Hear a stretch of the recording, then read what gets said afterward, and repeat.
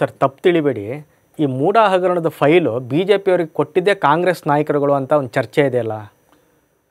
B J ಪಿಯವ್ರಿಗಂತೂ ಯಾವ ಕಾಂಗ್ರೆಸ್ ಮುಖಂಡರು ಕೊಟ್ಟಿಲ್ಲ.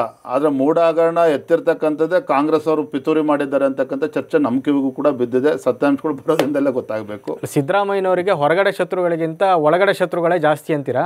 ಎಲ್ಲ ಪಕ್ಷಗಳು ಇದ್ದೇ ಇರ್ತದೆ, ಇವಾಗಲೂ ಕೂಡ ಹಾಗೆ ಆಗಿದೆ ಅಂತಕ್ಕಂಥದ್ದು ನನ್ನ ಭಾವನೆ. ಸರ್ 2.5 ವರ್ಷ ಇಡ್ತಾರಾ ಸರ್, ಅಥವಾ ಈ ಕೇಸಲ್ಲಿ ಪದಚ್ಯುತಿಗೊಳ್ತಾರಾ ಸರ್? 2 ತಿಂಗಳು ಆದಮೇಲೆ ಹೇಳ್ತೇನೆ. ಅಂದರೆ 2 ತಿಂಗಳು ಡೌಟು ಅಂತ ಹೇಳ್ತೀರಾ? 2 ತಿಂಗಳು.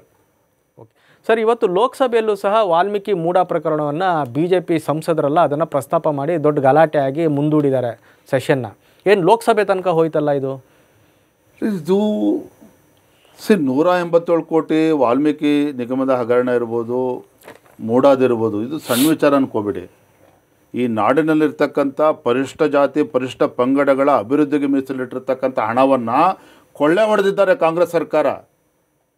ಸ್ವತಃ ಮುಖ್ಯಮಂತ್ರಿಗಳು ಜವಾಬ್ದಾರಿ ತಗೋಬೇಕಾಗಿತ್ತು ಇಷ್ಟೊತ್ತಿಗಾಗಲೇ. ಏನಿವತ್ತು ದಲಿತರ ಬಗ್ಗೆ ಪರಿಶಿಷ್ಟ ಪಂಗಡಗಳ ಬಗ್ಗೆ ಭಾಷಣ ಬಿಗಿತಾರಲ್ಲ ಇವರು ಕಾಂಗ್ರೆಸ್ನವರು. ಇವತ್ತು ಸರ್ಕಾರ ಬಂದು ಅಧಿಕಾರಕ್ಕೆ ಒಂದು 14-15 ತಿಂಗಳು ಇದೇ ಲೂಟಿ ಮಾಡ್ತಕ್ಕಂಥ ಸ್ಟ್ರಾಟಜಿ ಮಾಡಿದ್ರು. ಕಾಂಗ್ರೆಸ್ ಪಕ್ಷದ ಹೈಕಮಾಂಡ್ಗೆ, ರಾಹುಲ್ ಗಾಂಧಿಗೆ ಯಾವ ರೀತಿ ಕಪ್ಪ ಕಾಣಿಕೆಯನ್ನು ತಲುಪಿಸ್ಬೇಕು ಅಂತೇಳಿ ಈ ರೀತಿ ಹುನ್ನಾರ ಮಾಡಿ ಬೇರೆ ಯಾವ ದುಡ್ಡು ಸಿಗಲಿಲ್ಲ ಸ್ವಾಮಿ ನಿಮಗೆ. ಅಲ್ಲ, ರಾಹುಲ್ ಗಾಂಧಿ ಅವರೇ ಹೇಳಿದ್ರಲ್ಲ ಝೀರೋ ಟಾಲರೆನ್ಸ್ ಫಾರ್ ಭ್ರಷ್ಟಾಚಾರ ಅಂತ. ಈಗ ಯಾಕೆ ಮತ್ತೆ ಸುಮ್ಮನೆ ಇದ್ದಾರೆ? ಅದಕ್ಕೆ ಅವರು ಟಾಲರೆನ್ಸ್ ಆಗಿ ಇರಬೇಕು ಅಂತಲೇ ಇಷ್ಟೆಲ್ಲ ಕಪ್ಪ ಕಾಣಿಕೆ ಹೋಗಿರ್ತಕ್ಕಂಥದ್ದು ಲೋಕಸಭಾ ಚುನಾವಣೆಯಲ್ಲಿ. ನ್ಯೂಸ್ ಫಸ್ಟ್ ನಿರ್ಭೀತಿಯಿಂದ ನಿಮ್ಮ ಪರವಾಗಿ.